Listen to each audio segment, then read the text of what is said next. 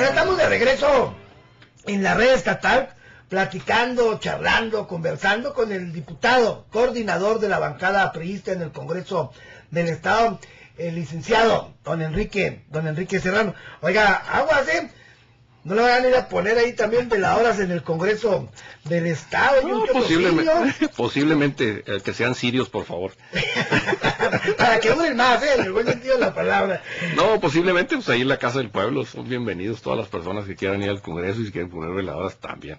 Pero esto no, yo les digo, pues no nos conduce a nada, y además está muy claro que 2, 3 pseudolíderes pues quieren obtener ahí su reivindicación de luchas sociales, entre comillas, porque se les acabaron o nunca las tuvieron, y ahora pretenden convertir esto en una lucha social que la verdad es que fue la lucha de una madre, una lucha muy legítima de una madre que perdió lamentablemente a su hija en una situación muy trágica, muy lamentable, y que finalmente la madre termina dando la vida también en esa lucha. Eso es muy respetable.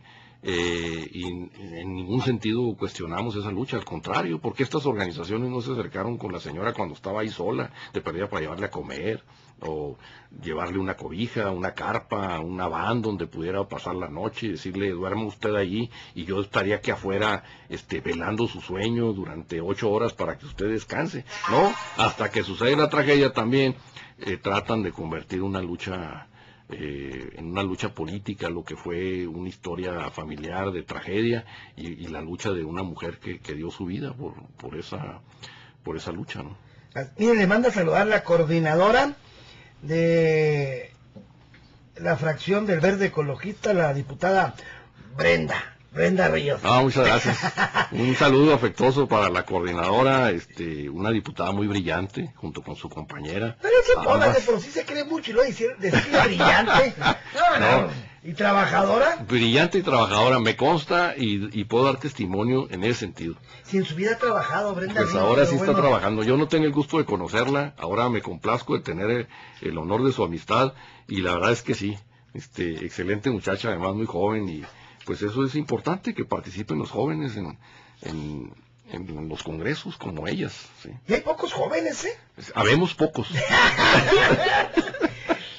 Este caso de Marisela Escobedo y el caso Rubí, la hija de Marisela, y recuerdo muy bien que el exgobernador Patricio Martínez señalara públicamente de que con la reforma penal habían tomado como conejillos de indias a los chihuahuenses. Lo dijo Patricio Martínez García. Y voy a esto, diputado. ¿Hasta dónde van a llegar las reformas al nuevo sistema o a la reforma penal? Hasta donde sea necesario. Mire usted, para que ya no seamos conejillos de indias, como lo dijo Patricio Martínez. Bueno, no sé si lo seamos o no, eso es una expresión del señor. Habría que analizar si realmente lo somos, pero no nos da tiempo ahorita.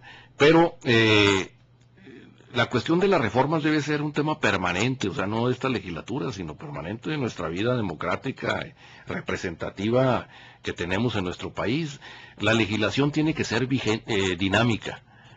¿Por qué? Porque las condiciones de vida van cambiando, la delincuencia, por ejemplo, pues se va adaptando, va aprovisionándose de los adelantos tecnológicos, de los adelantos en materia armamentista, de las comunicaciones, del internet, por ejemplo.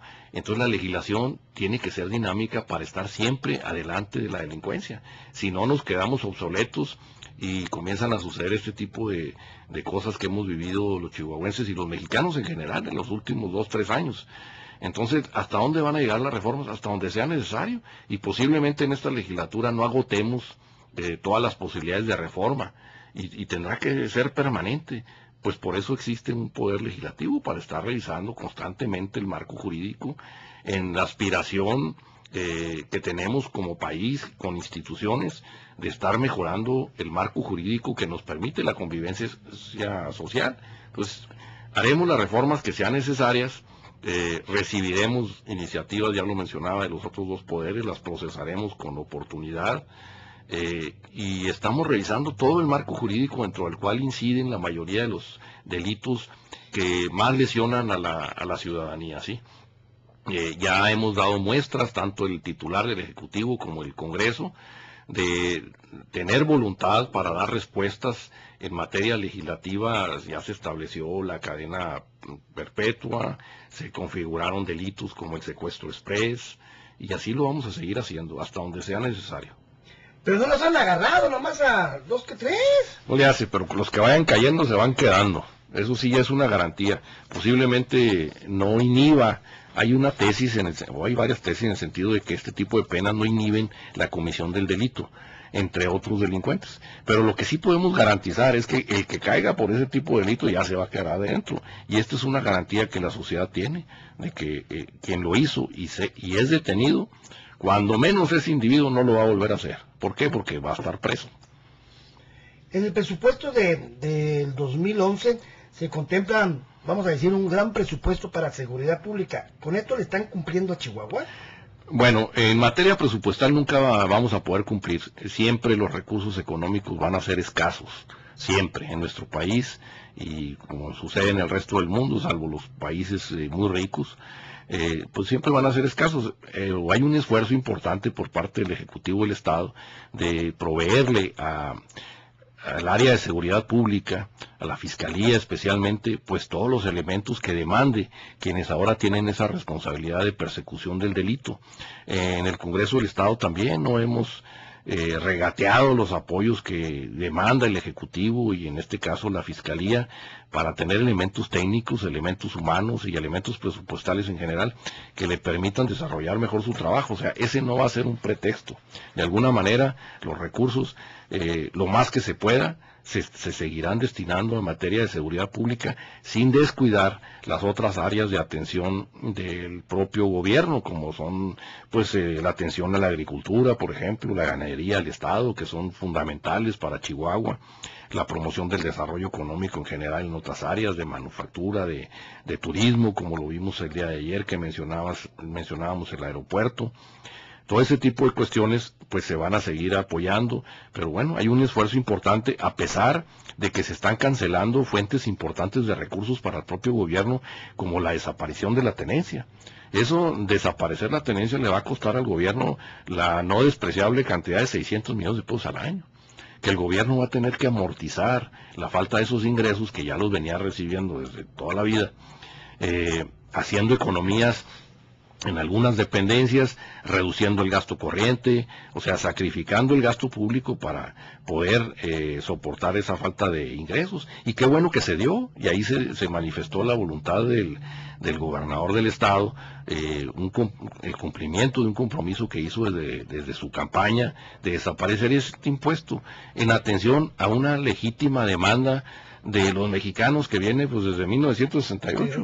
Sí, yo guardé una copia del documento porque pues es historia. O sea, se desapareció la tenencia después de tantos años de estarse cuestionando la existencia de ese impuesto.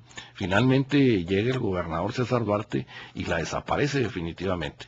Esto lo comento un poquito ampliamente porque me han estado hablando algunas personas preguntando si efectivamente desapareció o no. Todavía lo dudan.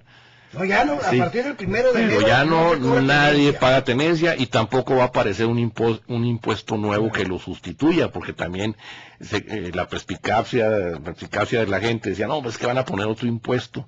Y no, no es cierto.